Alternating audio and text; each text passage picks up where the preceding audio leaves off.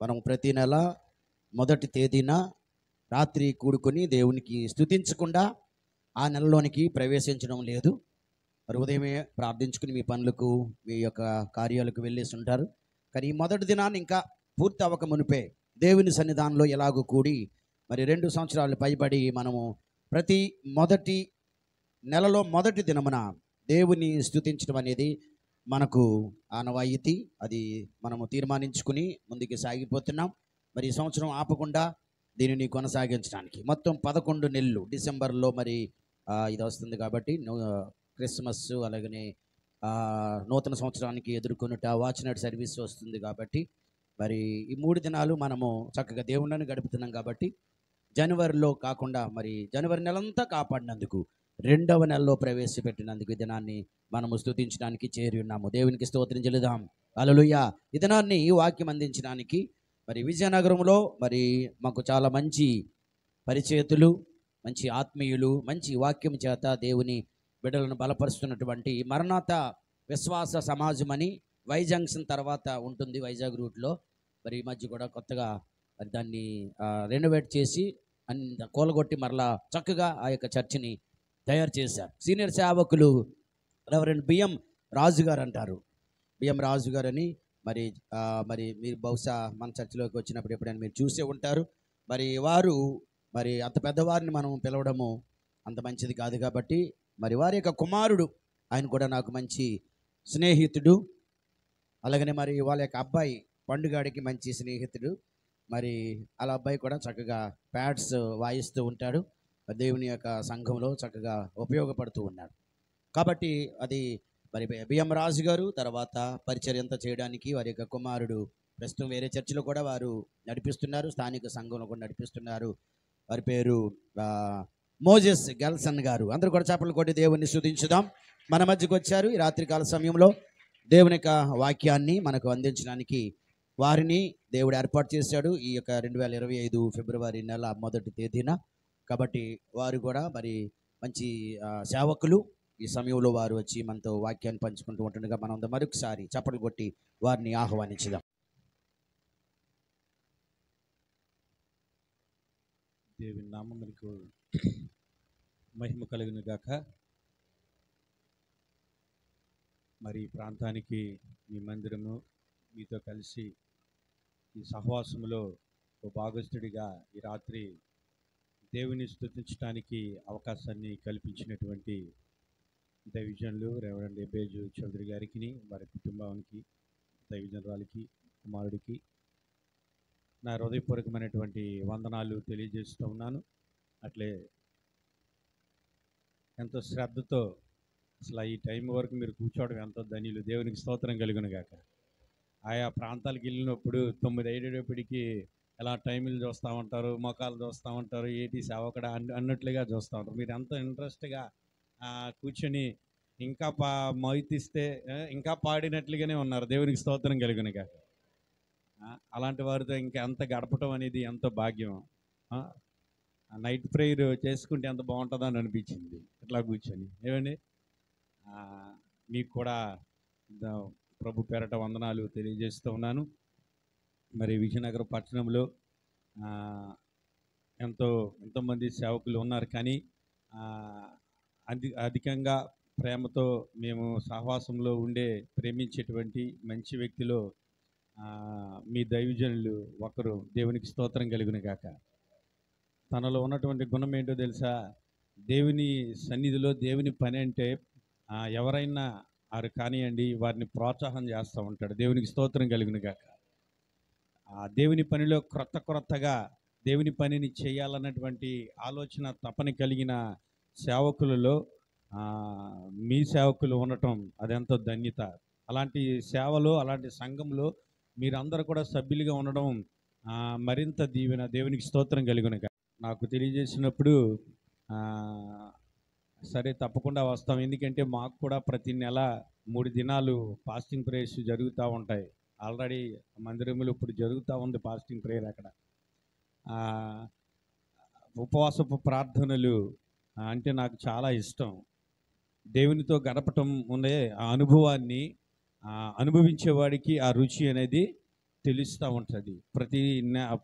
ప్రతి సంవత్సరం కూడా 40 దినాలు ఫుల్ టైం లేదా 52 దినాలు ఇలా ఉపవాస ప్రార్థనలో గడపటం నాకు బాగా ఇష్టం. ఎందుకంటే ఆ 40 దినాలు లేదా 52 దినాలు పూర్తిగా ఆ ఆహారానికి స్వస్తి చెప్పేసి, ఏమండి, దానియేలు ఫీస్ట్ కానీ ఏమి ఉండదు. ఓన్లీ లిక్విడ్ లాంటివి తాగి దేవుని సన్నిధిలో కూర్చొని మర్రపెడుతున్నప్పుడు ఆ దివ్యమైనటువంటి దేవుని యొక్క అనుభూతి ఉందే అద్భుతంగా ఉంటుంది. దేవునికి స్తోత్రం కలుగును గాక.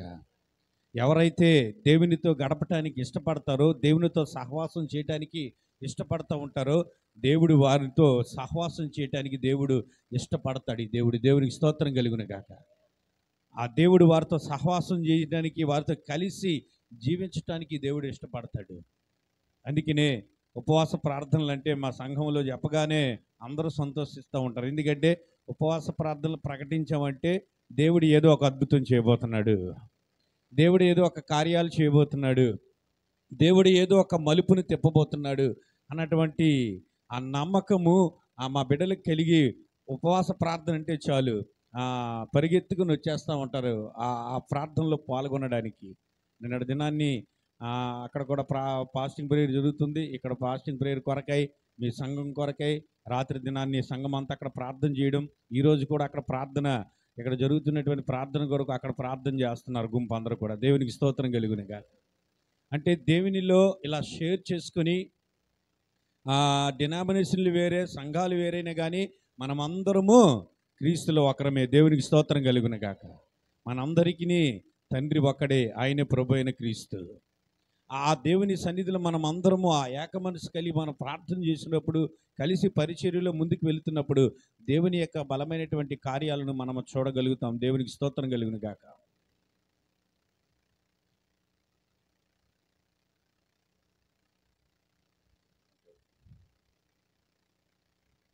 అయితే ఈ రాత్రి కొన్ని మాటలు మనము జ్ఞాపకం చేసుకొని త్వరతగతినే మనము ఈ ప్రార్థన కూడికను మనం ముగించుకుందాం. ఎందుకంటే ఉదయకాలం అంతా మీరు పనులు చేసి ఉండుంటారు.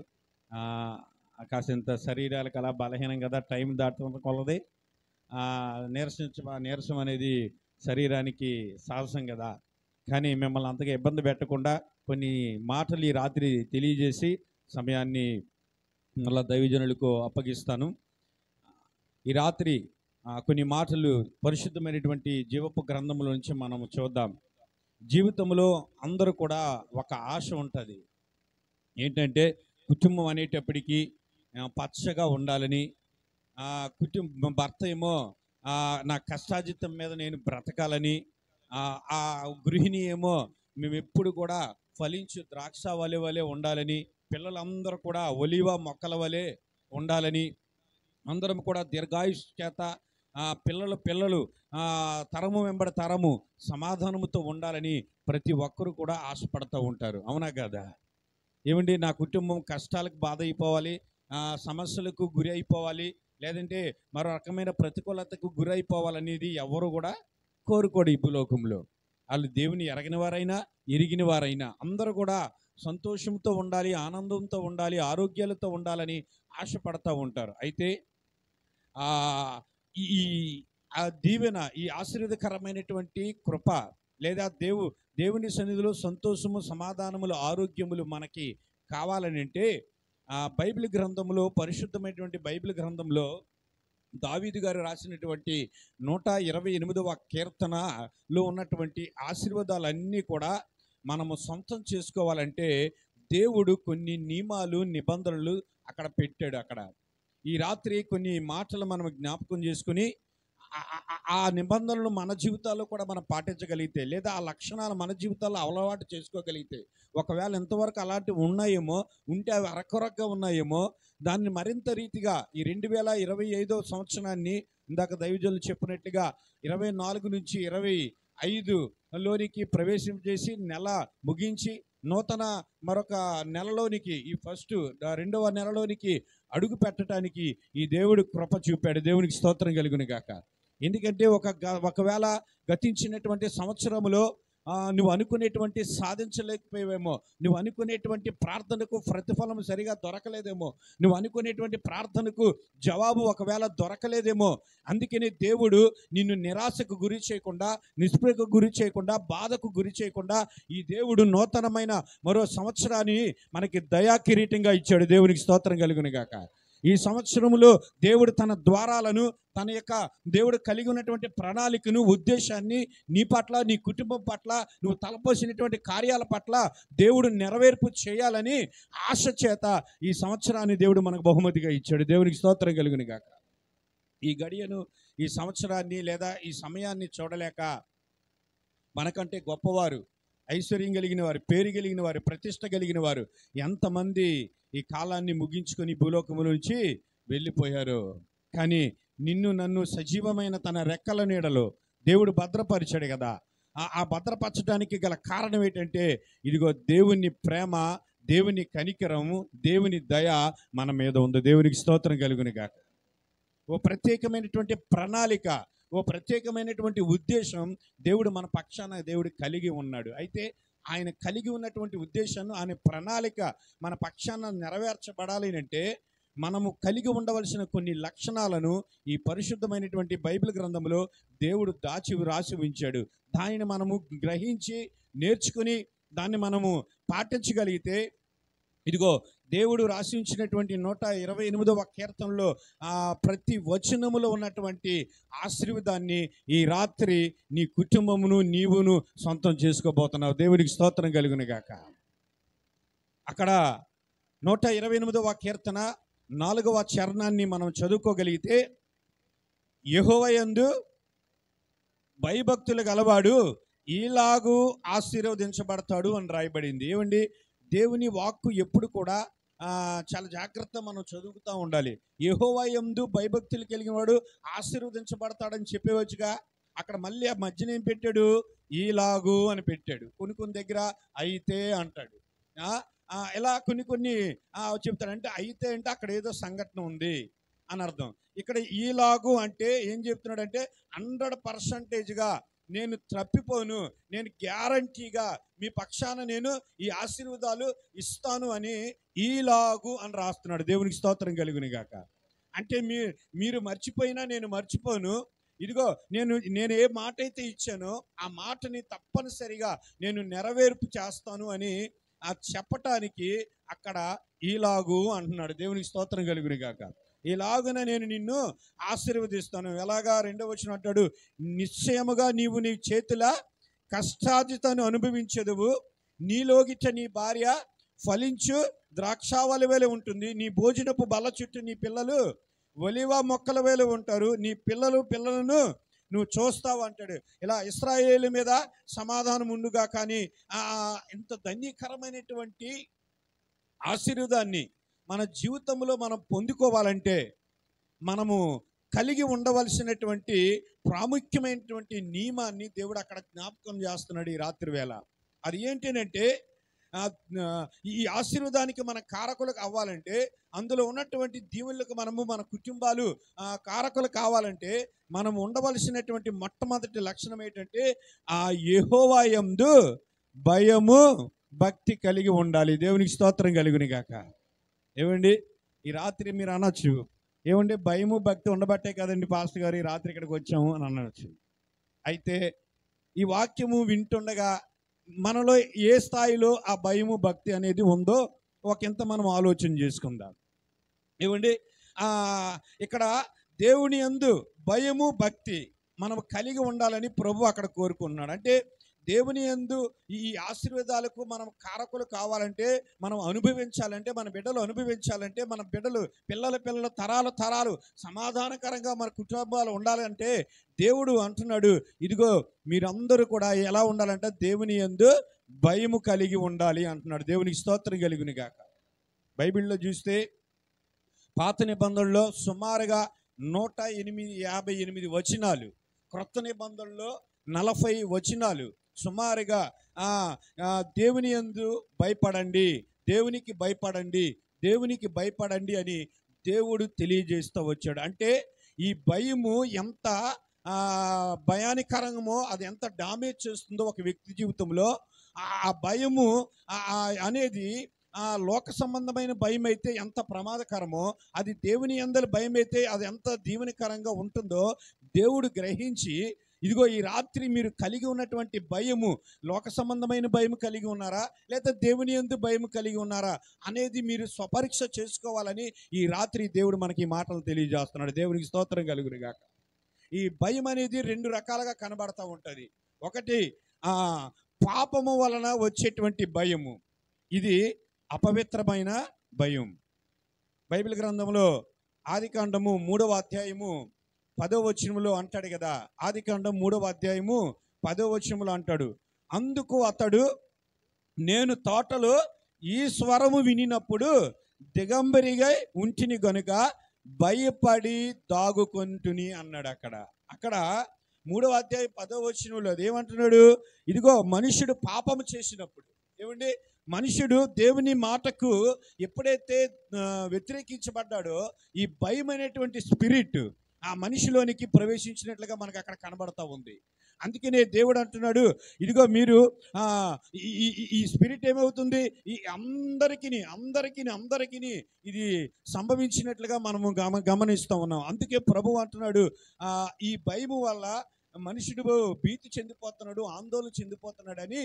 సంవత్సరములో 365 రోజులు కూడా మీరు భయపడవద్దని ఈ పరిశుద్ధమైన గ్రంథంలో దేవుడు రాసి ఉంచాడు. దేవునికి స్తోత్రం కలుగును గాక. ఒక అభయ హస్తాన్ని ఇస్తున్నాడు ఈ రాత్రి. ఇదిగో అమ్మా, నువ్వు ఏ విషయంలో నువ్వు భయపడుతున్నావు, నీ కుటుంబ విషయంలోనా, ఆర్థిక సమస్యలోనా, లేదా మరొక రకమైనటువంటి బలహీనతల్లోనా, లేదా మరొక పరిస్థితులు నిన్ను అసాధ్యమైన వాటిగా, కన్నీటికి గుండె చెందినటువంటి వాటికి నిన్ను తీసుకుని పోతున్నాయా, ఏ విషయాల్లో నువ్వు భయపడుతున్నావు, ఇదిగో నువ్వు భయపడవద్దని ఒక అభయ హస్తాన్ని ఈ రాత్రి దేవుడు మనతో ఇస్తున్నాడు. దేవునికి స్తోత్రం కలుగును గాక. 365 రోజులు కూడా దేవుడు ప్రతిరోజు తన బిడ్డలైన వారికి, అమ్మా, అయ్యా, తల్లి, తమ్ముడా, చెల్లి, ఇదిగో నువ్వు భయపడవద్దు, ఎందుకంటే ఈ దేవుడు మనకు పక్షాన ఉన్నాడు. దేవునికి స్తోత్రం కలుగును గాక. అందుకనే ఆ లోక సంబంధమైన భయము, అపవిత్రమైన భయము, అది మనల్ని ఎక్కడికో తీసుకుని వెళ్ళిపోద్ది. ఈ లోక సంబంధమైన భయము ఏం చేస్తుందంటే మొట్టమొదటిగా మనల్ని నాశనం వైపుకు తీసుకుని పోద్ది.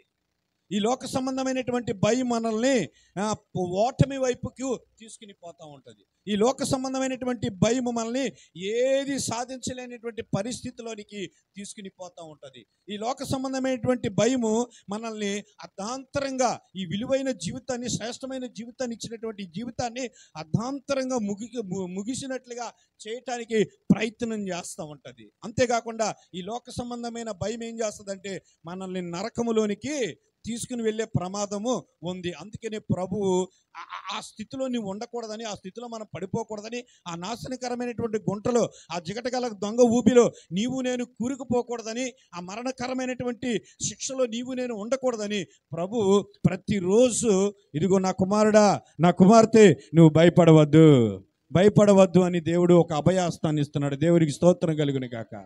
ఈ రాత్రి ఇక్కడ కూర్చున్న నీవు ఒకవేళ ఏ మనసుతో భయాందోళనతో ఇక్కడ కూర్చున్నావేమో, ఏ సమస్య నిన్ను వేధిస్తూ ఉందేమో, ఏ ప్రతికూలత నిన్ను కృంగతీస్తూ ఉందేమో, కానీ ఏ స్థితిలోనైనా ఈ రాత్రి దేవుని పైన నువ్వు ఆనుకొని, సర్వశక్తి కలిగిన దేవుడు నీ పక్షాన ఉన్నాడని, అభయం ఇచ్చే దేవుడు నీ పక్షాన ఉన్నాడని, మాట ఇచ్చిన దేవుడు నమ్మదగిన దేవుడని ఆయన పైన నువ్వు ఆనుకోగలిగితే ఈ రాత్రి నిన్ను ఏలుబాటు చేస్తున్న ప్రతి పరిస్థితిలో నుంచి దేవుడు విడుదల ఇచ్చే దేవుడు. దేవునికి స్తోత్రం కలుగును గాక.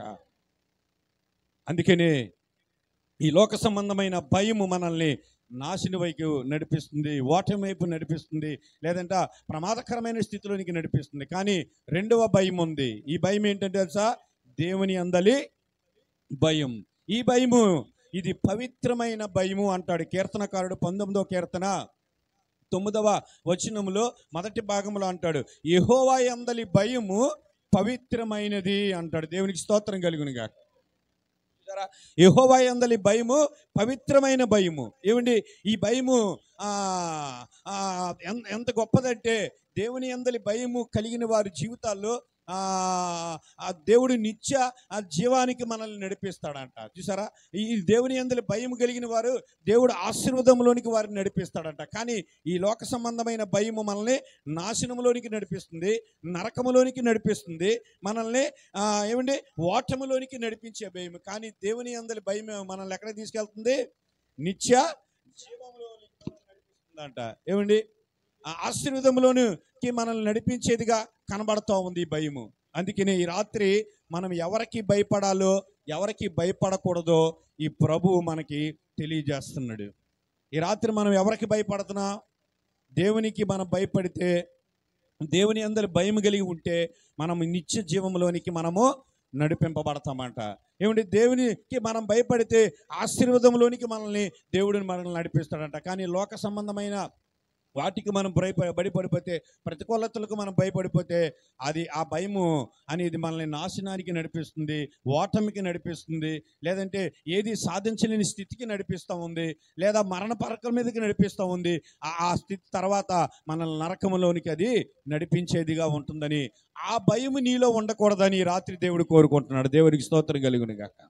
అయితే మనం ఎవరికి భయపడాలి? లోకాసువార్త 12వ అధ్యాయం చూడండి. లోకాసువార్త 12వ అధ్యాయం 4-5 వచనాలు. లోకాసువార్త 12వ అధ్యాయం 4-5 వచనాలు. నా స్నేహితులైన మీతో నేను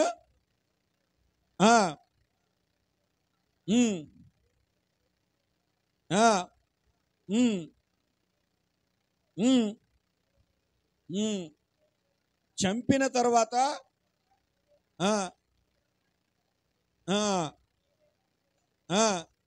మీతో చెప్తున్నాను. దేవునికి స్తోత్రం కలుగును గాక. ఎంత చక్కగా సంబోధిస్తున్నాడో చూడండి. నా స్నేహితులైన మీతో నేను చెప్పింది ఏమనగా అంటున్నాడు దేవుడు. చూసారా, అంటే మనల్ని ఎంతగా మనతో స్నేహాన్ని కలిగి ఉండడానికి, మనతో శత్రుత్వం కాదు కానీ మనతో మిత్రులుగా ఉండడానికి దేవుడు ఇష్టపడుతున్నాడు. అందుకనే నా స్నేహితులైన మీతో నేను చెప్పింది ఏమనగా, మీరు ఎవరికి భయపడాలో తెలుసా? మనిషిని చంపేవారికి మీరు భయపడకండి, చంపిన తర్వాత నరకములో పడద్రోయబడిన వారికి మాత్రమే మీరు భయపడండి, ఆ శక్తి కలిగిన వారికి భయపడండి, ఆయనకు మాత్రమే భయపడండి అని ప్రభు చదివిస్తున్నాడు. దేవునికి స్తోత్రం కలుగును గాక. ఈ రాత్రి మనం ఎవరికి భయపడాలి? ఏమండి, ఎవరికి భయపడాలి? కానీ మనం ఎవరికి భయపడతా ఉన్నాం? మనుషులకు భయపడతా ఉన్నాం, ప్రతికూలతలకు భయపడుతున్నాం, సమస్యలు చూసి భయపడిపోతాం, ఆందోళనలకి వచ్చినప్పుడు ఆ పరిస్థితులన్నింటినీ మనకి చూసేటప్పటికి ఎక్కడోకో వెళ్ళిపోతూ ఉంటాం, టెన్షన్కి వెళ్ళిపోతాం. నీకు నీవుగా భయపడడం కాదు, నీ కుటుంబ వారిని కూడా గందరగోళానికి గురి చేస్తూ ఉంటారు కొంతమంది. సమస్య చిన్నదే, ఏమంటే ప్రతికూలత చిన్నదే, కానీ దాన్ని సరిగా అర్థం చేసుకోలేక గందరగోళానికి గురి చేసేటువంటి పరిస్థితుల్లోనికి వెళ్ళిపోతూ ఉంటాం. కానీ ఈ రాత్రి అలాంటి స్థితిలో నీవు ఉంటే నువ్వు భయపడవలసింది పరిస్థితులకు కాదు, నువ్వు భయపడవలసింది మనుషులకు కాదు. కానీ ఎవరికి భయపడాలంట? నీ కొరకు నా కొరకు ప్రాణం పెట్టిన దేవునికి మనం భయపడాలి. దేవునికి స్తోత్రం కలుగును గాక. ఆయనకి భయపడాలి, ఆయనకు మాత్రమే మీరు భయపడండి, ఆ శక్తి కలిగిన వారికి మాత్రమే మీరు భయపడండి అని అంటున్నాడు. అలా మనం అందరము అలా దేవునికి మనం భయపడగలిగితే, ఇందాక మనం చదువుకున్నటువంటి 128వ కీర్తనలో రాయబడినటువంటి ప్రతి వచనములో ఉన్నటువంటి ఆశీర్వాదాన్ని ఈ రాత్రి నీవు నీ కుటుంబము సొంతం చేసుకోబోతున్నావు. హల్లెలూయా, హల్లెలూయా. ఓ రోజంట ఓ సర్కస్ జరుగుతూ ఉంది. సర్కస్ జరుగుతూ ఉంటే ఆ సర్కస్కి ఒక ప్రత్యేకమైనటువంటి ఒక షో చూడడానికి మాత్రమే వెళ్తున్నారంట. అక్కడ ఏంటంటే ఓ సింహం వస్తుందంట. అది ఇలా నోరు తెరవగానే ఓ పక్క నుంచి ఒక మనుషుడు వచ్చి ఇది నోరు తెరిచి ఇలా పెట్టగానే ఈ సింహపు నోట్లో వీడి తలకే పెట్టడం, అది ఆ సర్కస్కి ఫేమస్ అయిపోయింది. అందరూ కూడా చూసేవారు మరలా చూడడానికి వెళ్తున్నారు. ఒరే వాడికి ఎంత ధైర్యం రా, పులి సింహం ఏమో ఇలా తలకాయ తీయగానే వీడు వెళ్ళి ఆ సింహపు నోట్లో తలకాయ పెట్టడం ఏంట్రా, ఒరే దాని పళ్ళు చూడరా సామాన్యంగా ఉంటాయా, అది కొరికితే వెంటనే ఒక ముక్క కొరికి చంపేస్తుంది కదరా, వీడు ఎంత ధైర్యరా అని అందరూ కూడా అనుకుంటూ ఆ దృశ్యాన్ని చూడటానికి మాత్రం వెళ్తున్నారంట. ఒకరోజు అందరూ కూడా వచ్చారు, షో మొదలైపోయింది, సింహం వచ్చింది, ఇటువంటి మానవుడు వచ్చాడు. వెంటనే వాడు ఆ సింహం ఇలా తెరవగానే తలకాయ లోపల పెట్టి పెద్ద కేకలు వేయటం మొదలుపెట్టాడు అంట. వాడు కేకలు వేస్తుంటే అందరూ అనుకున్నారంట, ఒరే ఒరే సింహం వీడిని కొరికి చంపేస్తుందిరా, రక్షించండి రా బాబు, రక్షించండి రా బాబు అని అక్కడున్న ప్రేక్షకులు అందరూ చూస్తున్న వారిని కేకలు పెడుతున్నారంట. అప్పుడు అక్కడ ఉన్నటువంటి కొంతమంది యజమానులు వచ్చి, మీరు భయపడకండి, ఇతన్ని ఏమీ చేయదు సింహం అని చెప్పి ఆ సింహపు నోటిలో ఉన్నటువంటి తలకాయ పెట్టినటువంటి మనిషిని బయటికి తీసి కానీ అతడు హ్యాపీగా సంతోషంగా ఉన్నాడంట.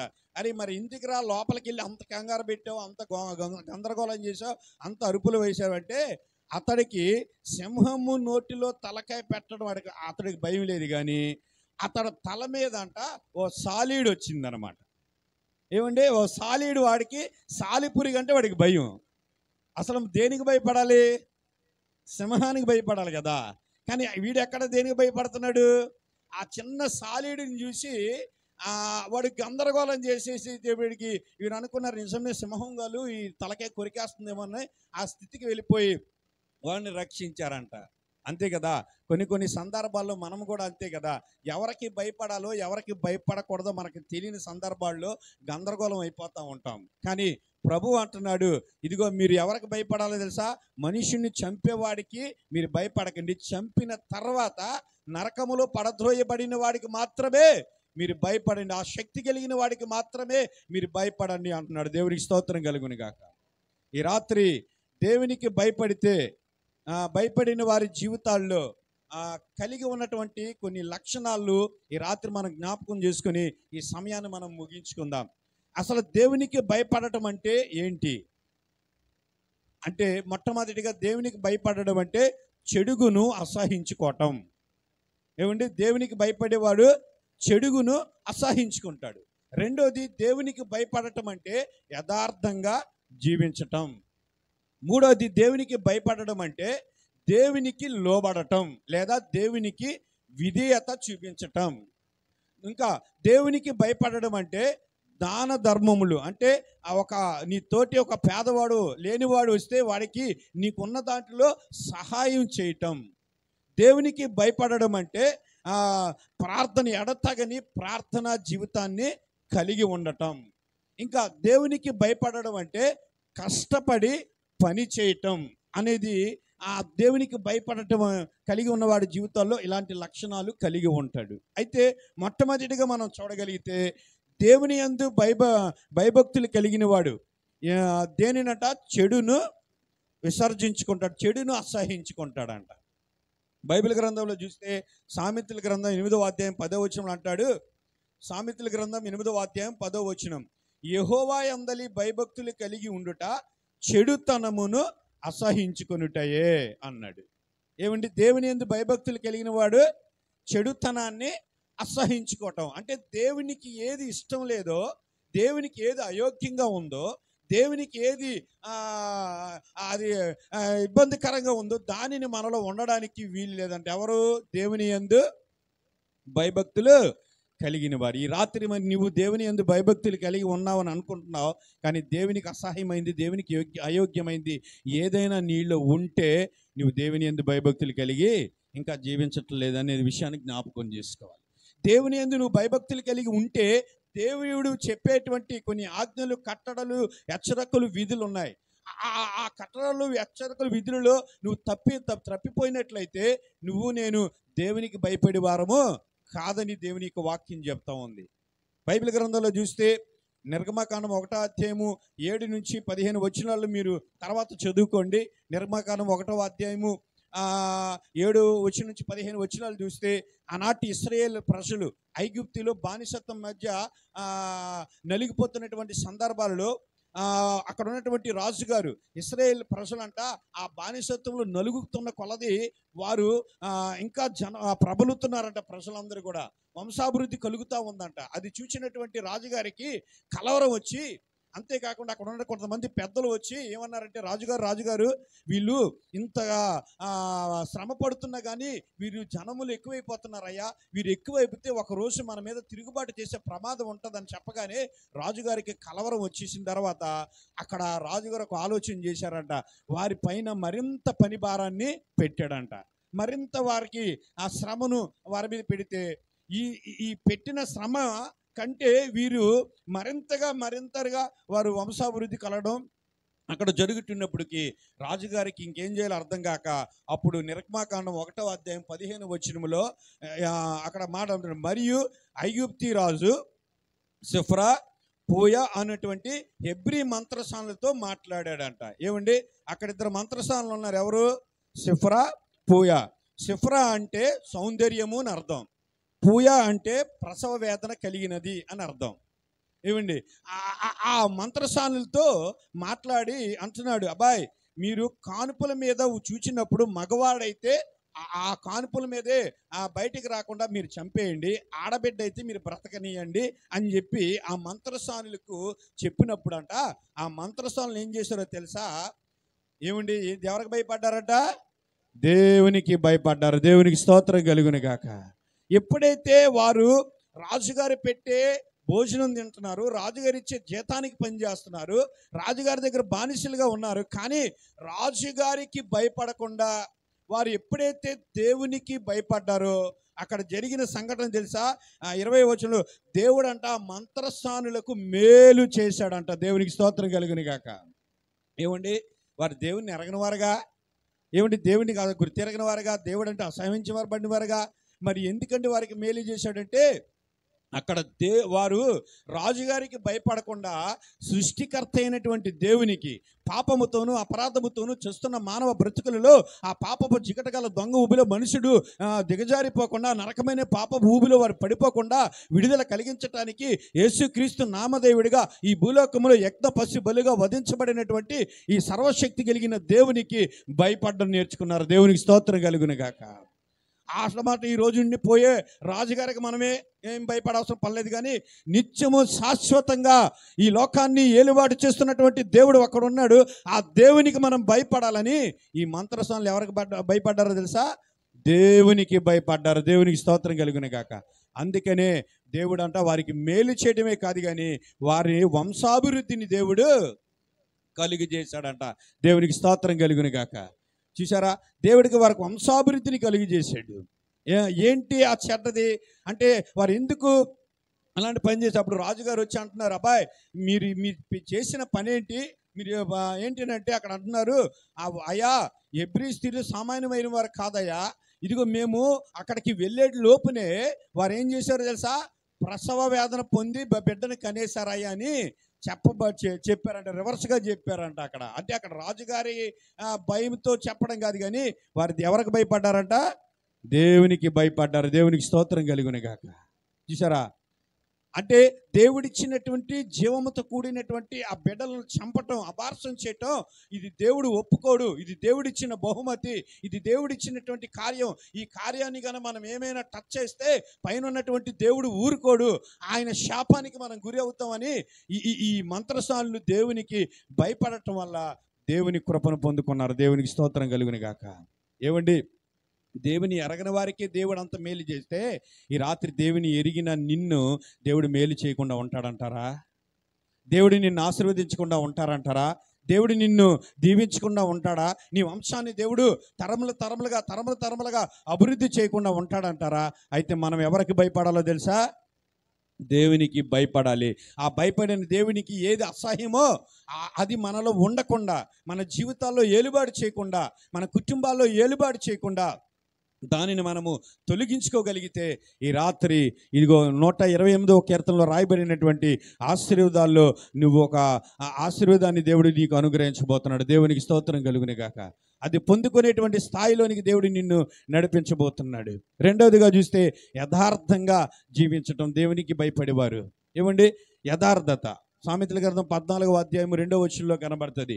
యెహోవా యథార్థంగా ప్రవర్తించేవాడు, ఏమండి యెహోవా యందు భయభక్తులు కలిగిన వాడు యథార్థంగా ప్రవర్తిస్తాడంట. దేవునికి స్తోత్రం కలుగును గాక. అంటే ఒక వ్యక్తి ఆ జీవితంలో యథార్థతగా జీవిస్తున్నాడంటే ఆ వ్యక్తి ఎవరికి భయపడుతున్నాడంట? దేవునికి భయపడుతున్నాడు. యోబు గారి జీవితంలో కష్టాలు వచ్చినప్పుడు యథార్థంగా ఉన్నాడు, కష్టాలు లేనప్పుడు కూడా యథార్థంగా ఉన్నాడు. ఏమండి, యోబు అనే మాటకు అర్థం చూస్తే దేవుని తట్టు తిరుగువాడు అని అర్థం. ఏమండి, ఊజు దేశస్థుడు, ఇస్సాకారు కుమారుడు, ఏమండి 7 కుమారులను 3 కుమార్తెలు కలిగినటువంటి గొప్ప వ్యక్తి, గొప్ప ఆస్తిపరుడు, అంతస్తు కలిగిన వాడు, పేరున్నటువంటి వ్యక్తి. అలాంటి వ్యక్తి ఎవరికి భయపడుతున్నాడో తెలుసా? దేవునికి భయపడుతున్నాడు. దేవునికి స్తోత్రం కలుగును గాక. అతడిలో ఉన్న గొప్ప లక్షణాన్ని దేవుడు చూస్తున్నాడు. ఏంటి? అతడు యథార్థవంతుడు అన్నాడు. రెండోది అతడు న్యాయవంతుడు అన్నాడు. ఏమంటే మూడోది అతడు దేవుని యందు భయభక్తులు కలిగి చెడుతనమును విసర్జించువాడు అన్నాడు. దేవునికి స్తోత్రం కలుగును గాక.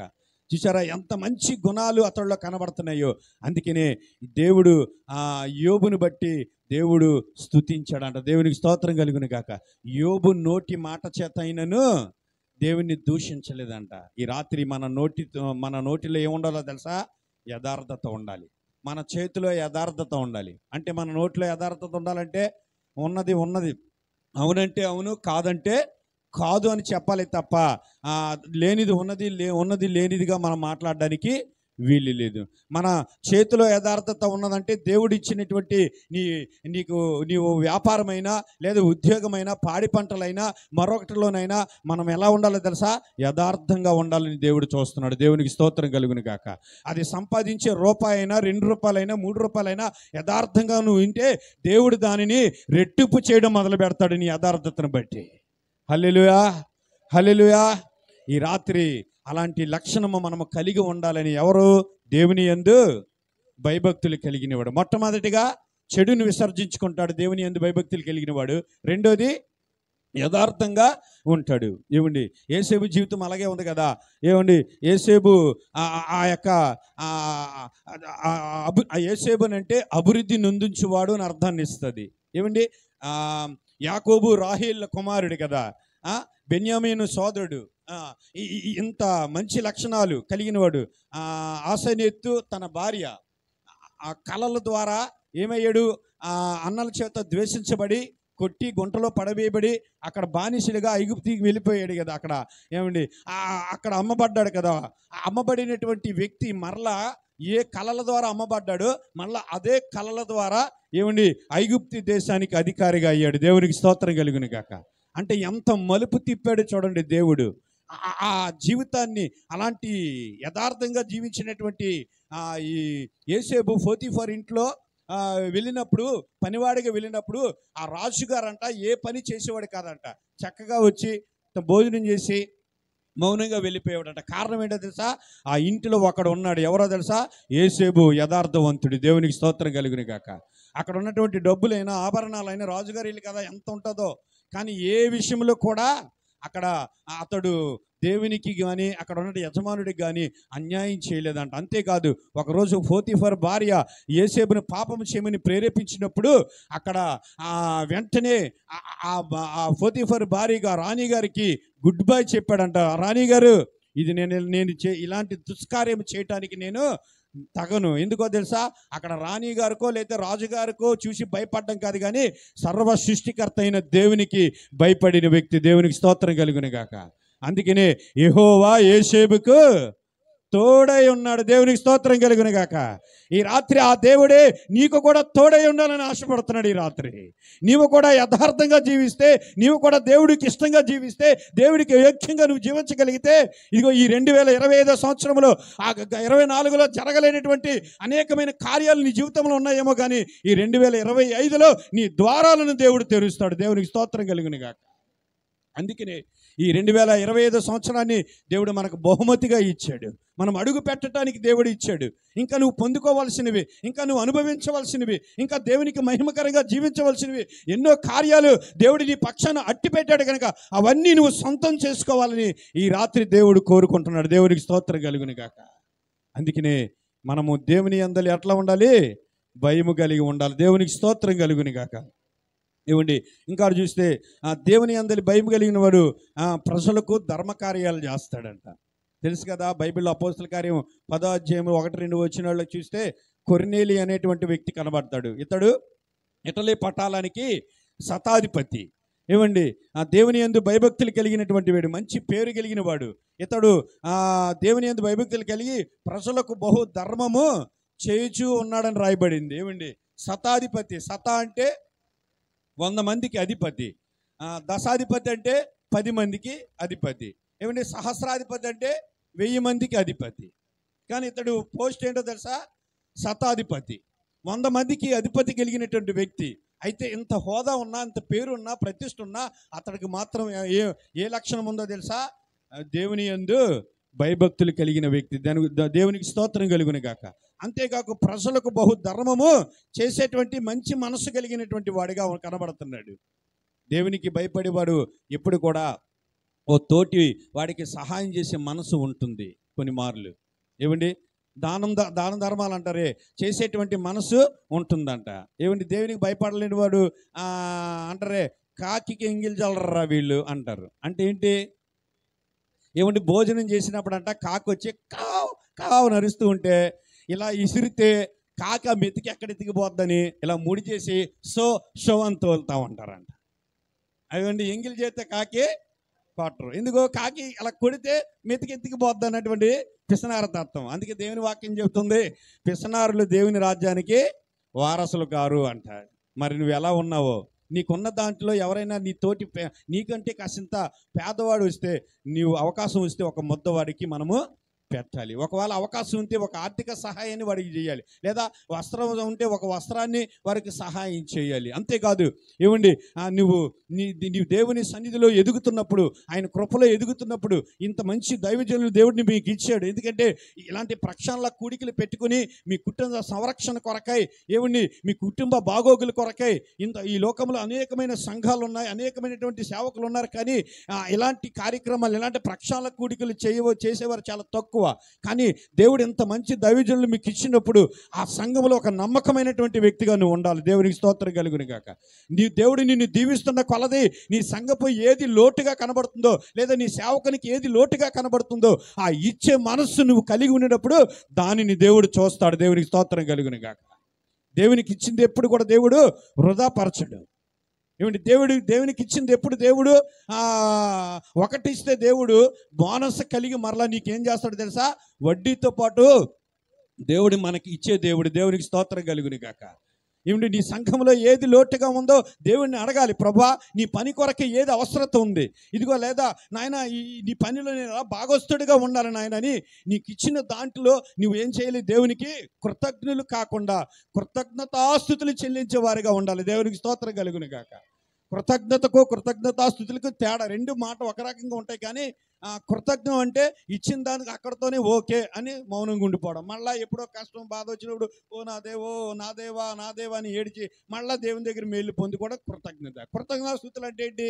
ఇచ్చిన దానికి మరలా దేవునికి స్తుతులు చెల్లించడం. దేవునికి స్తోత్రం కలుగును గాక.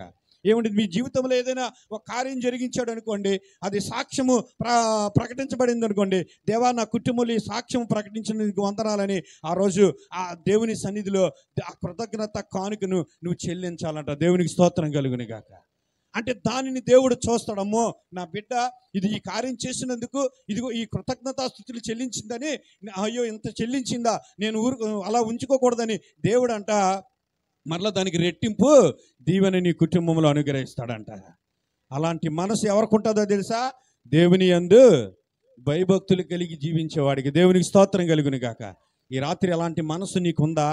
దేవుడు చూస్తున్నాడు. అలాంటి మనసు కావాలనేది దేవుడు కోరుకుంటున్నాడు. అందుకేనే ఈ 2025 సంవత్సరం దేవుడు మనకు దయాకిరీటం ఎందుకు నడిపించాడో తెలుసా?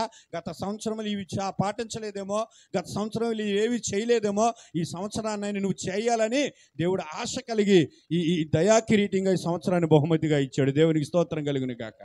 దానిని మనం డెవలప్ చేసుకోవాలి దేవుని సన్నిధిలో. అప్పుడు దేవుడు ఇందాక చదువుకున్న 128 కీర్తనలో కావలసిన ఆ దీవెనలన్నీ ఒక్కొక్కటిగా కాకుండా అన్నీ కూడా దేవుడు నీవు అనుభవించినట్లుగా, నీవు నీ కుటుంబం, నీవు నీ బిడ్డలు, నీవు నీ భర్త అనుభవించినట్లుగా సమస్తాన్ని దేవుడు అనుగ్రహిస్తాడంట. దేవునికి స్తోత్రం కలుగును గాక. అందుకనే దేవుని సన్నిధిలో మనం ఎలా ఉండాలి? దాన ధర్మాలకు చేసేవారిగా ఉండాలి. అంతేగాని కొన్ని మార్లు దేవుని వాక్యం వింటున్నప్పుడు కొంతమంది అపార్థం చేసుకుంటారు. ఏమండి, వాక్యము అర్థం చేసుకునే కంటే అపార్థాలు చేసుకునే వరకు చాలామంది ఉంటారు. ఏమంటే అపార్థం అంటే ఏంటి? దేవుని బైబిల్ వాక్యంలో కనబడుతుంది కదా, అధికముగా నీతిమంతుడిగా ఉండకు అన్నాడు. ఏమండి, నీతిమంతుడిగా ఉండడం దగ్గర అన్నాడు, ఇంకో దగ్గరికి వెళ్ళి అన్నాడు అధికంగా నీతిమంతుడిగా ఉండకూడదు అన్నాడు. అంటే ఏంటి? నీతిమంతుడు అంటే ఏంటి? నీకు ఉన్న దాంట్లో ఎవరైనా లేని వాడు వచ్చినప్పుడు ఒక ముద్ద పెట్టడం నీతి. అనీతి అంటే ఏంటి? నీ దగ్గర లేకపోయినా ఎవరైనా వస్తే, అమ్మా వదిన నీలాంటి గొప్ప వాళ్ళు మన లేరు అమ్మా, అమ్మో నువ్వు ఎంత గొప్పదానివి, ఎంత మంచిదానం అంటే వెంటనే కళాయిలో వేసిన బూరిలాగా ఇలా పొంగిపోయి ఏం చేస్తావు, ఉండొద్దునా ఇప్పుడే ఉంది, ఏటి కారణం దేనికి వచ్చావంటే ఏమీ లేదు వదిన చిన్న అవసరత వచ్చింది అనగానే ఇక్కడే ఉండని పరిగెత్తుకుని వెళ్ళి 2 రూపాయలు 3 రూపాయలు వడ్డీగా తెచ్చి ఇచ్చే ఉందే, అది అనీతి. అది మనకు పని చేయకూడదంట. అంటే ఏదైనా మనం చేయాలి ఆ సహాయం, కానీ బ్యాలెన్స్డ్లో మనము ఉండాలంట. దేవునికి స్తోత్రం కలుగునుగాక. ఏదైనా అవండి. అందుకనే దేవుడు ఈ నియమాలన్నీ అందుకే చెప్పినే, వాక్యము అర్థం చేసుకోవడం కంటే అపార్థం చేసుకునే వాళ్ళు ఎక్కువ మంది ఉంటారు. అట్లా నువ్వు చేసావు అనుకోండి, ఏమవుతుందో తెలుసా, ఆ కొద్ది రోజుల్లో నువ్వు సహాయం చేయడం కాదు కానీ నీకెవరో వచ్చి సహాయం చేయాల్సిన పరిస్థితిలోనికి వెళ్ళిపోతాం. అంటే దేవుని సన్నిధిలో దేవుడు నీకు ఇస్తున్న కొలది మనం ఏం చేయాలి, దేవునికి కృతజ్ఞతాస్తుతులు చెల్లించాలి. కానీ దాని కృతజ్ఞతలుగా మనం ఉండిపోకుండా దేవుని సన్నిధిలో ఒక బ్యాలెన్స్డ్గా ఎవరికి సహాయం చేయాలి, ఎవరికి సహాయం చేయకూడదు, దేవుని సన్నిధికి ఏది అవసరత ఉంది, దేవుని సేవకులకి ఏది అవసరత ఉంది, ఇది మనం దేవుని సన్నిధిలో అడిగి గుర్తిరిగి అది మనము చెల్లించినప్పుడు ఆ మనసును దేవుడు చూస్తాడంట. దేవునికి స్తోత్రం కలుగునుగాక. ఏమండి, నీ కొరకు కన్నీళ్లు కార్చే సేవకుడు, నీ కొరకు రాత్రింబవళ్ళు నీ కుటుంబ సంరక్షణ, నీ కుటుంబ అభివృద్ధి కొరకై ఏమండి ఎప్పుడు తెలివి వస్తే అప్పుడు దేవా ఈ కుటుంబాన్ని దీవించిన ఆయన, ఇదిగో ఈ బిడ్డల్ని దీవించిన ఆయన, ఇదిగో ఈ కుటుంబంలో ఇలాంటి కార్యం చేయండి కన్నీళ్లు కార్చేటువంటి సేవకుడు ఉన్నాడే, లేదా ఇలాంటి ప్రక్షాళన కూడికలు పెట్టి మీ కుటుంబాన్ని దీవెనకరంగా ఉండాలని ఆశపడినటువంటి సేవకులు ఉన్నారే, ఆ సంఘములో నమ్మకంగా ఉండి ఆ సేవకుని ఎన్నో ఆటుపోట్లు వస్తాయి, సమస్యలు వస్తాయి, ప్రతికూలతలు వస్తాయి, కానీ వాటన్నిటిలో నుంచి నమ్మకంతో మనం నిలబడగలిగితే దేవుని కృపలో మనము వర్ధిల్లపబడతాం. దేవునికి స్తోత్రం కలుగునుగాక. ఏమండి, ఇంత మంచి సంఘాన్ని దేవుడు ఇచ్చాడు మీకు, ఎంత గొప్పవా నిజంగా. ఏమండి, ఇలాంటి ప్రక్షాళన కూడికలు సామాన్యం కాదండి ఇవి, తెలుసా. ఇలాంటి కూర్చుని దేవుని సన్నిధిలో స్తుతించడం అనేది సామాన్యమైన పని కాదు. దీని ద్వారా ఈరోజు ఇక్కడ కూర్చుని సమయాన్ని అంతా పక్కన పెట్టావు, పనులు ఉదయకాల కష్టపడి పనులు చేసుకుని వచ్చావు, అయినా కానీ నిరసించిపోకుండా ఈ దేవుని సన్నిధికి వచ్చావే, అది దేవుడు చూస్తున్నాడు ఈ రాత్రి. దేవునికి స్తోత్రం కలుగునుగాక. దానికి కావలసిన ప్రతిఫలాన్ని దేవుడు నీ కొరకు రెడీ చేస్తున్నాడు. ఆయన దాన్ని పొందుకునేటువంటి స్థితిలో నీవు ఉండాలి. అలా ఉండాలంటే దేవుని యందు మనం భయభక్తులు కలిగి జీవించాలని దేవుడు కోరుకుంటున్నాడు. ఆఖరిగా చూస్తే దేవుడికి భయపడిన వారు నిత్యము ప్రార్థన చేసేటువంటి వారిగా ఉంటారంట. దేవునికి స్తోత్రం కలుగునుగాక. కొర్నేలి జీవితంలో చూస్తే దాన ధర్మాలే చేయటం కాదు కానీ నిత్యము ప్రార్థన చేసేటువంటి వాడిగా ఉన్నాడు. తన ఒక్కడే కాదు, తన ఇంటి వారు అందరూ కలిసి దేవుణ్ణి స్తుతించేవారంట. దేవునికి స్తోత్రం కలుగునుగాక. ఈ రాత్రి మీ ఇంటి వారు అందరూ దేవుని స్తుతించగలుగుతున్నారా? మీ కుటుంబంలో మీ ఇంటిలో కుటుంబ ఆరాధన జరుగుతూ ఉందా? ఏమండి, తల్లి బిడ్డ భర్త కూర్చుని, లేదా ఒక్కోసారి భర్తతో లేటుగా అయితే తల్లి బిడ్డలుగా కూర్చుని కుటుంబ ఆరాధన మీరు చేసుకోగలుగుతున్నారా? అలా చేసుకుంటే అది మీ కుటుంబానికి కోటగోడ అన్నాడు దేవుడు. దేవునికి స్తోత్రం కలుగునుగాక. అది సంరక్షణ అన్నాడు దేవుడు. ఏమండి, ఆ కుటుంబంలో కూర్చుని దేవుని సన్నిధిలో మీరు అందరూ కూర్చుని ప్రార్థన చేస్తున్నప్పుడు అది మీ కుటుంబానికే కాదు, మీ సంఘానికి కూడా దేవుడు అది దీవెనకరంగా ఉంటుందంట. దేవునికి స్తోత్రం కలుగునుగాక. అందుకనే మా సంఘంలో ఒకటి పెట్టాను చాలా సంవత్సరం, అప్పుడే 3-4 సంవత్సరాలు పైబడి జరుగుతూ ఉంది. జూమ్ యాప్ అని ఏర్పాటు చేసాం. బయట వారు ఎవరిని పిలం, ఓన్లీ మా సంఘస్థుల్లో ఉన్నటువంటి వారు అందరే. ఎక్కడైనా గృహకూడికలు ఉంటే ఆ రోజు ఆ జూమ్ యాప్ ఆఫ్ చేసి, ఒకవేళ లేకపోతే సాయంత్రం 7 గంటలకు కరెక్ట్గా స్టార్ట్ అయ్యి 8:30 వరకు జరుగుతుంది.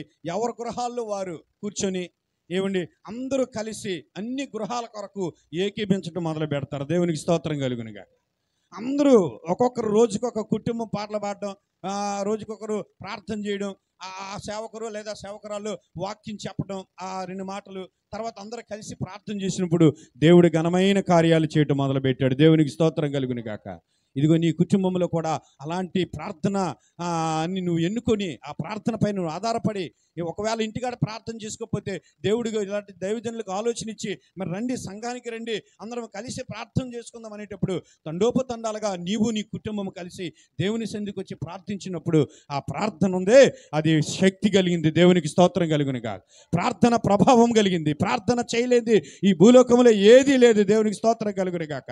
ఆనాడు సింహాల బోనులో పడినప్పుడు దానియేలుకి సహాయం చేసింది ఆ ప్రార్థనే. శద్రకు మేషకు అబేద్నెగోలను అగ్నిగుండం సైతము ఏసీగా, సెంట్రల్ ఏసీగా మార్చింది ఆ ప్రార్థనే. దేవునికి స్తోత్రం కలుగును గాక. ఈ రాత్రి ఆ ప్రార్థనగా నువ్వు నేను కలిగి ఉండేటప్పుడు ఆ ప్రార్థనే నీ జీవితానికి ఉన్నతమైన స్థితికి నడిపిస్తుంది. దేవునికి స్తోత్రం కలుగును గాక. నీ బిడ్డలని, నీ కుటుంబాన్ని, సంఘాన్ని ఉన్నతమైనటువంటి స్థానానికి నడిపించేది ఈ ప్రార్థన. ఇది ఈ లోకంలో డైనమిక్ బాంబు కంటే శక్తి కలిగింది ప్రార్థన. దేవునికి స్తోత్రం కలుగును గాక. ఆ ప్రార్థనని ప్రభువు చేశాడు భూలోకంలో. ఆయన 33.5 సంవత్సరాలు జీవించి 3.5 సంవత్సరాలు ఆయన సమయం రాగానే, ఆయన సమయం ఉన్నప్పుడల్లా వెళ్ళి ప్రార్థన చేసి ఆ మాదిరిని నేర్పించాడు. ఒకరోజు యేసుక్రీస్తు ప్రభువారు శిష్యులు వచ్చి అడుగుతున్నారు, అయ్యా రోగాలు ఎలా స్వస్థపరచబడతాయి, అయ్యా ఈ దెయ్యాలు ఎలా పోతాయి అంటే అప్పుడు అన్నాడు, ఇదంతా ప్రార్థన వలనే అన్నాడు. దేవునికి స్తోత్రం కలుగును గాక. ఈ రాత్రి నీ కుటుంబంలో దేవునికరమైనటువంటి కార్యాలు జరగాలంటే, అచంచలమైన దేవుని యొక్క కృప నీ మీదకి, నీ కుటుంబం మీదకి, నీ బిడ్డల మీదకి, నువ్వు తలపోస్తున్నటువంటి పాడి పంటల మీదకి, వ్యాపారాల మీదకి దేవుని అభివృద్ధి చూడాలంటే నీవు నేనేం చేయాలో తెలుసా? మోకాళ్ళు అనుభవం కలిగి ఉండాలి. దేవునికి స్తోత్రం కలుగును గాక. అందుకే ఓ భక్తుడు అంటాడు, మోకాళ్ళు నల్లబడితేనంట ముఖం తెల్లబడుతుందంట. దేవునికి స్తోత్రం కలుగును గాక. అలాంటి అనుభవాన్ని నువ్వు కలిగి ఉంటే అలాంటి జీవితాలు, అలాంటి కుటుంబాలు దినదినము అభివృద్ధి చూడగలుగుతారు. అంతేకాదు మీ సంఘ సరిహద్దులను కూడా దేవుడు విస్తరిస్తాడు. దేవునికి స్తోత్రం కలుగును గాక. అందుకనే దేవుని యందు భయభక్తులు కలిగిన వారు ఏంటి, మొట్టమొదటిగా ఎలాంటి చెడుగును విసర్జిస్తారు, రెండోది యథార్థంగా ఉంటారు, మూడోది దేవునికి ఏమిటి ప్రార్థన కలిగి ఉంటారు. తెలుసా, దాన ధర్మాలు చేస్తారు, తర్వాత దేవునికి లోబడతారు. అబ్రహాము గారు లోబడ్డాడు కదా, లేక తన కుమారుడు ఇచ్చినప్పుడు అబ్రహాముకి దేవుడు అంటున్నాడు, అబ్రహమా నీ కుమారుడు నాకు ఇవ్వాలి బలి అర్పణ అనగానే దేవునికి లోబడ్డాడు. దేవునికి స్తోత్రం కలుగును గాక. అసలు ఆ కథ చూసి అద్భుతం. సమయం లేదు కానీ మీకు ఉండి తండ్రి విధేయత, తండ్రి సమర్పణ, కొడుకు విధేయత, అద్భుతం. వారిద్దరి మధ్య, తండ్రి కొడుకుల మధ్య అద్భుతమైనటువంటి అనుబంధం అది చూచాడు దేవుడు. ఏమండి చూచి అబ్రహాముకు అన్నాడు, అబ్రహమా నువ్వు దేవునికి భయపడిన వాడు కనుక నేను నిన్ను ఆశీర్వదిస్తున్నాను అన్నాడు. దేవునికి స్తోత్రం కలుగును గాక. ఈ రాత్రి నిన్ను కూడా దేవుడు ఆశీర్వదించడానికి ఇష్టపడుతున్నాడు. నిన్ను కూడా దీవించడానికి, నిన్ను కూడా బాగు చేయడానికి, నీ కుటుంబాన్ని, నీ బిడ్డలని, నీ పాడి పంటలని, నువ్వు తలపోస్తున్న కార్యాలన్నింటినీ కూడా దేవుడు సఫలపరచాలని ఇష్టపడుతున్నాడు. అయితే ఇది ఈ రాత్రి నేను కలిగి ఉండవలసిన మొట్టమొదటి లక్ష్యం తెలుసా? దేవుని యందు మనము భయభక్తులు కలిగి ఉండాలి. ఆ భయభక్తుల్లో చెడుగును విసర్జించాలి, యథార్థంగా ఉండాలి, దేవునికి లోబడాలి. ఏమండి, అవకాశం అయితే ఆ దేవుని సన్నిధికి లేదా తోటి వారికి సహాయం చేసే మనసు నీకు ఉండాలి. ఏమండి, ఆ తర్వాత ప్రార్థన చేసేవారిగా ఉండాలి. లాస్ట్ చూస్తే కష్టపడేటువంటి మనసు మనకు కావాలి. ఏమండి అంటాడు, నీ కష్టాజితాన్ని నువ్వు అనుభవిస్తావు అంటాడు 128వ కీర్తనలో. అంటే ఆ కష్టపడే మనసు మనకు కావాలి. ఎవరైతే కష్టపడతారో, వయసు ఉన్నప్పుడే, ఆరోగ్యం ఉన్నప్పుడే మనం కష్టపడాలి. తెలుసా, చాలామంది మన క్రైస్తవుల్లో వ్యాపారాలు చేయడానికి ఇష్టపడరు. మనం అంతా కూడా హై లెవెల్ కోరుకుంటాం కదా, మన దేవుడు గొప్ప దేవుడు అని. ప్రభుత్వ ఉద్యోగాలు కావాలి సార్ అని అనుకుంటాం. మంచిదే, ఎందుకు? ప్రభుత్వ ఉద్యోగాలు వస్తే చక్కగా సెటిల్ అయిపోవచ్చు, రిటైర్డ్ అయితే ఫంక్షన్ వస్తుంది, చక్కటి ఇల్లు కట్టుకొని హ్యాపీగా జీవితాంతం గడిపేయవచ్చు అని అనుకుంటాం. కాదు. కానీ ఆ సర్కిల్లో లోకం ప్రజలు చూసారా తెలుసా, వారు ఏ పని చేయడానికని ఇష్టపడతా ఉంటారు. ఏమని మనము కూడా కొంతమంది ఏం చేస్తారు, యవనస్తులు ఆ ప్రభుత్వ ఉద్యోగం కొరకే ఎదురు చూసి ఆఖరికి వయసు అయిపోయి ఆఖరికి దేనికి కూడా పనికి అని వారిగా తయారైపోతున్నారు. మనం అలా ఉండడానికి వీల్లేదు. పాపము కానీ ఏదైనా నువ్వు కష్టపడాలి. దేవునికి స్తోత్రం కలుగును గాక. దేవునికి అయోగ్యమైంది, దేవునికి ఇష్టం లేనిది ఏ పనైనా మనం చేస్తే దేవుడు దానిలో నుంచి మనల్ని దీవిస్తాడు. దేవునికి స్తోత్రం కలుగును గాక. తెలుసా, ఒక టీ స్టాల్ పెట్టుకోవడం మంచిదే. ఏమండి, క్రైస్తవులకి టీ స్టాలా, లేదంటే సమోసా, చికెన్ సమోసా అంటాడు. చికెన్ సమోసా సుమారు 15 రూపాయలు అనుకోండి. ఏమండి, అది పెట్టుకోవడానికి చికెన్ సమోసా, ఆ సమోసా ఇచ్చి ఈ సమోసానా అని అంటాం. కానీ దాన్ని తీసి పారేయడానికి వీల్లేదు. దాని ద్వారా ఎంతో ఉపాధి దేవుడు మనకు కల్పిస్తూ ఉంటాడు. తెలుసా, చికెన్ సమోసా 15 రూపాయలు అనుకోండి. ఏదైనా ఒక ఆర్డర్ వచ్చింది అనుకోండి, బాబు మాకు 200 సమోసా కావాలంటే టక్ ఒక గంటలో ఇంత సమోసా చేద్దాం, ఇంత కర్రీ వేస్తామా, ఇంత రెండు పీసులు వేస్తాం కదా గుండ చేసి, ఇంత సమోసా తయారు చేసాం అనుకోండి, 200 × 15 ఎంత? 3000. అవునా కదా? ఏమండి, అంటే ఒక గంటలో నువ్వు 3000 రూపాయలు సంపాదిస్తున్నావు. అంటే 1000 రూపాయలు ఖర్చుకు పోయినా మిగిలేదంతా 2000. అంటే అలాగా ఒక 500 సమోసా వచ్చింది అనుకోండి, 500 × 15 అంటే 7500. ఖర్చు ఒక 1000 రూపాయలు పోయింది అనుకోండి, 6500. అంటే ఒక గంటలో 2 గంటలు ఎంత సంపాదిస్తున్నావు? మరి ప్రభుత్వ ఉద్యోగం గొప్పదా, ఈ వ్యాపారం గొప్పదా? ఏమండి, ఇది సిగ్గుపడకుండా ఏం పాపం కాదు, నువ్వు కష్టపడుతున్నావు కనుక. అంటే ఏ పని చేసినా మనం అది సిగ్గుపడకుండా ప్రభు సన్నిధిలో నన్ను దేవుడు దీవిస్తాడని నమ్మకంతో నువ్వు ఆ పని చేసావు అనుకోండి, అంచులంచులుగా దేవుడు మనల్ని దీవించడం మొదలు పెడతాడు. ఈ మాట ఒకసారి మా సంఘంలో చెప్పినప్పుడు వెంటనే వారు ఏం చేశారంటే, అయ్యో ఉద్యోగం లేక కదా ఒక టిఫిన్ కొట్టు ఓపెన్ చేద్దాం అనుకుని చక్కగా చెల్లూరు జంక్షన్ చక్కగా ఒక టిఫిన్ కొట్టు ఓపెన్ చేశారు. అంతే, ఎప్పుడైతే ఓపెన్ చేశారో అది ఖాళీ లేకుండా బిజినెస్ జరగడం మొదలుపెట్టింది. ఫస్ట్ స్టార్టింగ్లో నుంచే ఎందుకంటే అక్కడ అంత రుచికరంగా తయారు చేసిన వాళ్ళు ఎవరు లేరని వెంటనే అక్కడ అందుకుంది. ఈ లోపున ఆ యజమానికి ఒక ఉద్యోగం వచ్చింది. వెంటనే అది చేస్తుండగా దేవుడు దాన్ని చూచాడు, దీవించడం మొదలుపెట్టాడు. వెంటనే ఆ హోటల్ని తన అన్నదమ్ములకు అప్పచెప్పి ఇతడు మరో ఉద్యోగానికి వెళ్ళిపోయాడు. దేవునికి స్తోత్రం కలుగును గాక. అంటే చూసారా, కష్టపడేటువంటి మనసు చూడగానే దేవుడు ఏం చేస్తాడు? వారిని దీవించడం మొదలు పెడతాడు. దేవునికి స్తోత్రం కలుగును గాక. అంతేగాని ఏదైనా నామోసుగా మనం అనుకున్నాం అనుకోండి, మన జీవితాలు అలాగే ఉంటాయి. ఈ రోజుల్లో కుటుంబం అంతా కూడా కష్టపడాలి అని దేవుడు కోరుకుంటాడు. ఆ కుటుంబం కష్టపడిన వాడు నీ కష్టార్జితాన్ని నువ్వు అనుభవిస్తావు. అప్పుడు నీ భార్య, నీ లోగిటి నీ భార్య ఫలించి ద్రాక్షావళి వలె ఉంటుంది, నీ బిడ్డలు ఒలివ మొక్కల వలె ఉంటారు. ఆ తర్వాత పిల్లలు చూస్తావు. ఇశ్రాయేలుల మీద ఆఖరి వచనం అంటాడు 28లో, ఇశ్రాయేలుల మీద సమాధానం ఉండును గాక అంటాడు. ఈ రాత్రి అట్టి సమాధానము నీ కుటుంబం మీద, నీ బిడ్డల మీద, నువ్వు చేసే వ్యాపారాల మీద, ఉద్యోగాల మీద సమాధానం ఉండాలంటే నేనేం చేయాలో తెలుసా?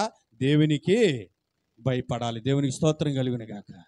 ఆ భయపడి ఆ దేవుడు చెప్పినటువంటి ఆ చెడుగును అసహించుకునే దాన్ని, యథార్థం కలిగి ఆ దేవునికి లోబడే తత్వం కలిగి ఆ దేవునికి విషయంలో సహాయకర్తగా ఉండి తర్వాత ఆ ప్రార్థన విషయంలో ఎడతెక్క ప్రార్థన పరుడిగా ఉండి, కష్టపడే విషయంలో ఎక్కడ కూడా నువ్వు నామోషి కాకుండా ప్రతి విషయంలోనూ కష్టపడేటువంటి వ్యక్తిగా నువ్వు ఉంటే దానిని చూచిన దేవుడు నిన్ను దీవించడం మొదలు పెడతాడు. దేవునికి స్తోత్రం కలుగును గాక. ఈ రాత్రి అట్టి కృపచేత దేవుడు మిమ్మల్ని, మీ కుటుంబాలని, మీ సంఘాలని దేవుడు దీవించాలని, రానున్న కాలంలో మరింత పరిచర్య ఈ సరిహద్దుల్లో దేవుడు విస్తరింప చేయాలని, అనేకమైన ఆత్మల పంటలు ఈ సంఘంలో దేవుడు అనుగ్రహించాలని ఈ మాటలను దీవిస్తూ ఈ మాటలను ముగిస్తున్నాను. దేవుడు మిమ్మల్ని, మీ కుటుంబాలను దీవించును గాక. ఆమేన్. ఈ సమయాన్ని ఇచ్చిన దైవజనులకు నా వందనాలు, కుటుంబానికి నా వందనాలు తెలియజేస్తాను.